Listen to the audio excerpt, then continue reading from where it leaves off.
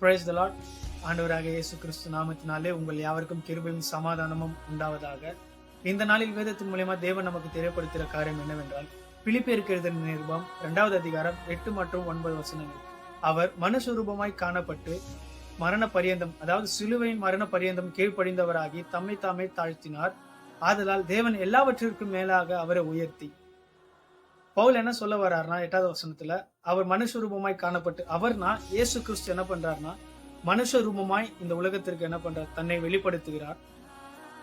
இந்த உலகத்திற்கு வெளிப்படுத்தி பிதாவானவர் என்ன சொன்னாரோ அந்த வார்த்தைக்கு என்ன பண்ணிருக்கார், கீழ்ப்படிந்து அவர் நடக்கிறார். எது வரைக்கும் நடக்கிறாருன்னா மரண பரியந்தம், அதாவது சிலுவை மரண பரியந்தமும் பிதாவானவர் என்ன வார்த்தைகள்லாம் இயேசு கிறிஸ்துக்கு சொல்றாரு, அந்த வார்த்தைகள் என்ன பண்ண கீழ்ப்படிந்து எந்த நோக்கத்திற்காக பிதாவானவர் அனுப்பினாரோ அதற்கு கீழ்ப்படிந்து என்ன பண்ண இயேசு கிறிஸ்து தன்னுடைய வாழ்க்கையை வாழ்ந்தார்.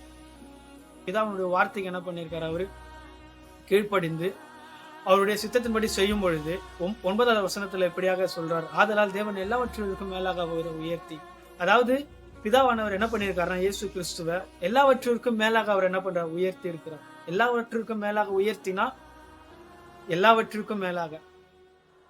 சோ இந்த வார்த்தையின் மூலியமா உங்களுக்கு நான் என்ன சொல்ல விருப்பப்படுறேன்னா, எத்தனை பேர் நம்ம தேவனுடைய வார்த்தைக்கு நம்ம கீழ்ப்படிந்து இருக்கிறோம்.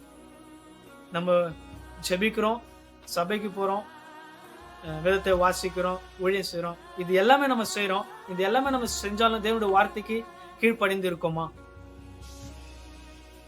சோ நம்ம என்ன பண்ண, தேவனுடைய வார்த்தைக்கு நம்ம கீழ்ப்படிந்து நடக்கும் பொழுது ஆண்டவர் நம்மளை ஆசீர்வதிக்க, ஆண்டவர் என்ன பண்ண உண்மையும் நீதியுமா இருக்கிறார்.